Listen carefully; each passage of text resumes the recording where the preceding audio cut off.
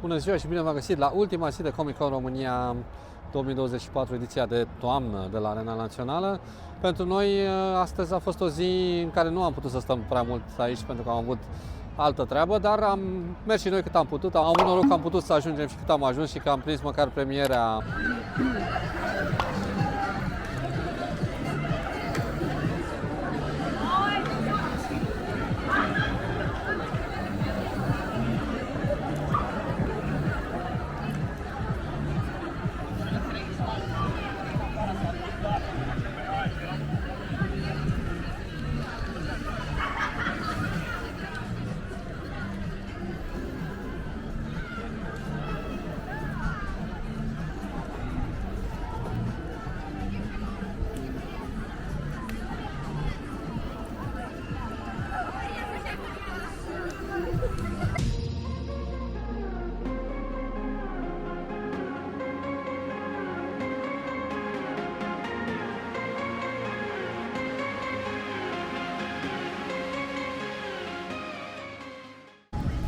Cum am promis, am mai luat tot la Taimi, o porție de aripioare sos tamarin, nu știu, specialitate thailandeză, și o porție de pachetele de primăvară, spring rolls, care am înțeles că sunt fierbinți, nu iuți.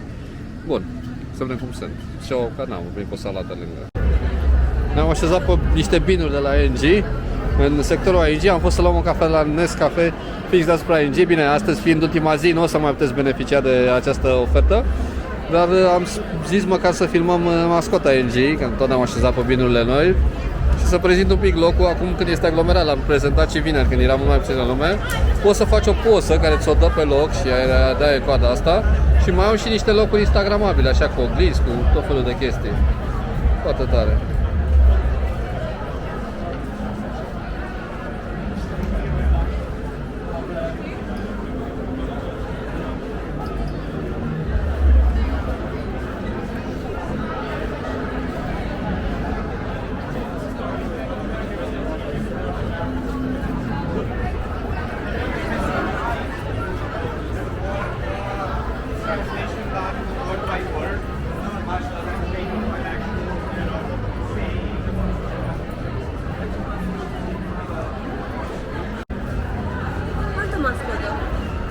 Ah, la Magnum. Tom și Jerry.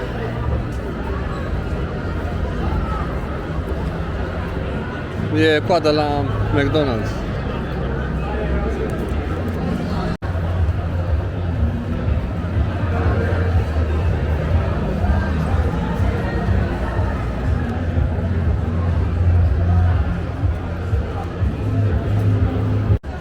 Am luat un mochi de la Niji, 25 de lei 1. A fost bună mâncarea la thailandez, ca de obicei, aripioarele sau super bune. Ia gustă.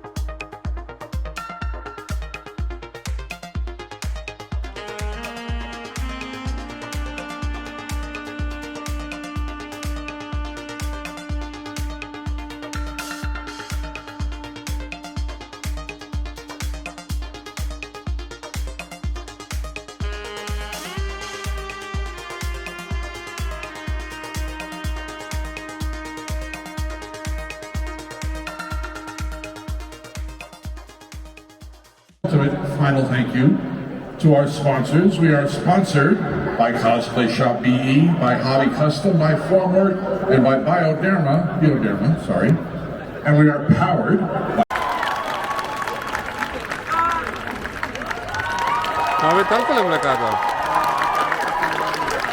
by Tiny Paulie from Ukraine.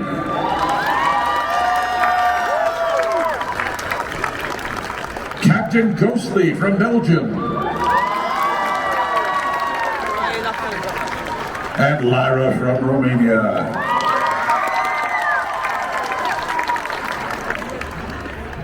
And mentioning Bioderma, you may notice that we've been loading up the stage with a bunch of bags from them. These guys have been awesome.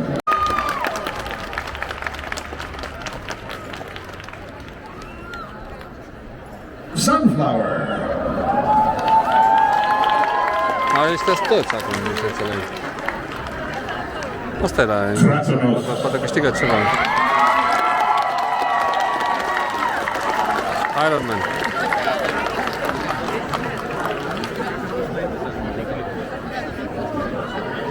Nu, ce greu să mișcă cu alea.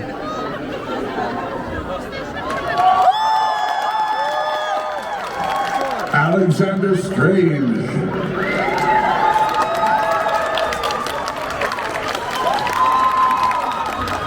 Steven Kodak.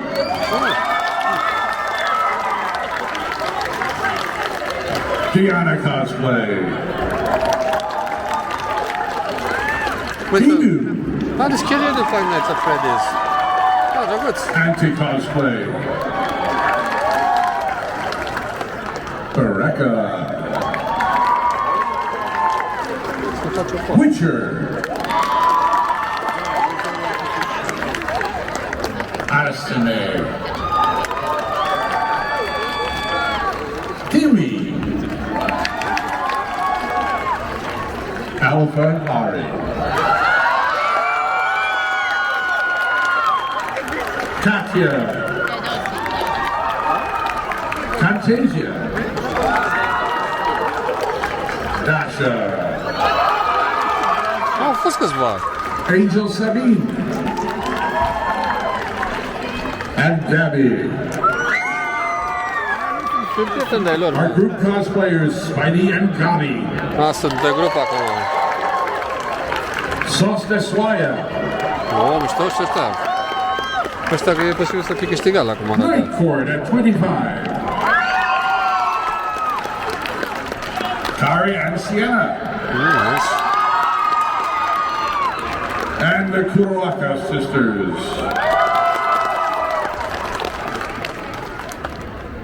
And then we have our ECG hopefuls, Dolly and Dot. Diana Smythe. Irina Nuka. Blue Iguana. Oh, nice. It's Ellie-tastic. Blue Iguana. Octeano. Aceștia a participat la SG? Anastasia Della.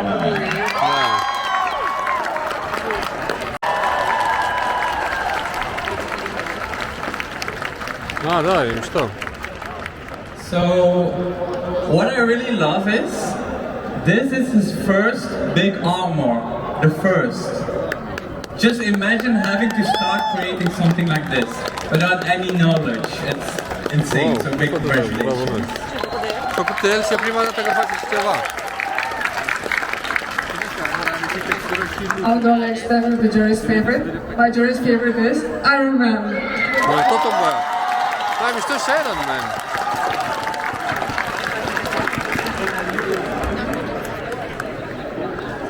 Merge mai mult de asta doar.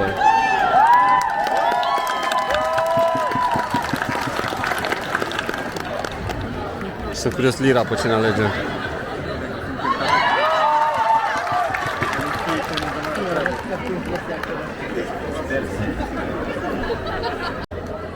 Hi everyone, and my jury's favorite, the person with performance I loved so hard, the dragon trainer Lulu, Bereka. E micuță, cred.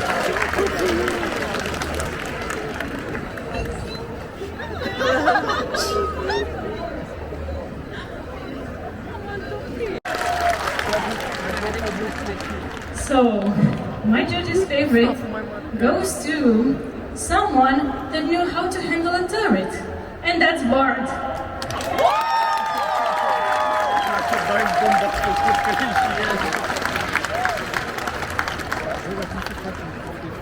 Performance. Little drum roll. The best performance go to the mask. Da! Cea mai bun show!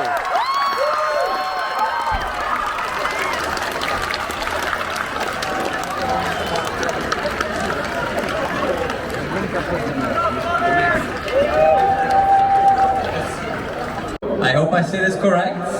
Goes to drum roll. Carrie and Citra.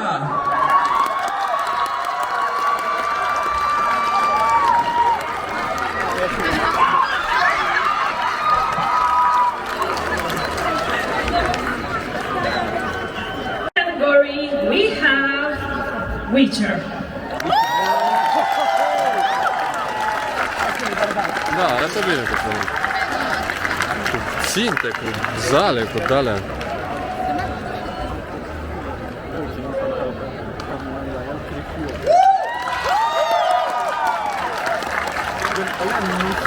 Nu. Era și cu o tipă, parcă. Da, ăla e, da, bravo lui. Two, don't eat bad apples. Snow White.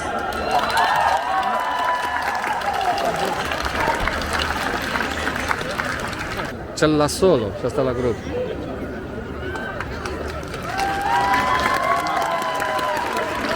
Overall, can we get the sign in the front? Acum, da. Okay, so for the best cosplay overall, so what we found was the best performance and the best costume together goes to Alice Madness Returns!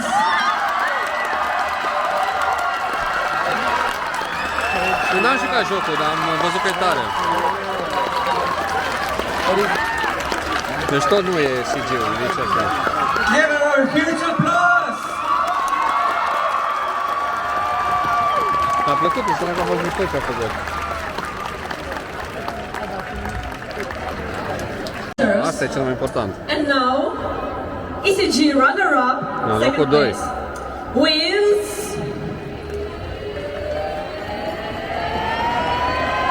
Little Duck, Diana Smith.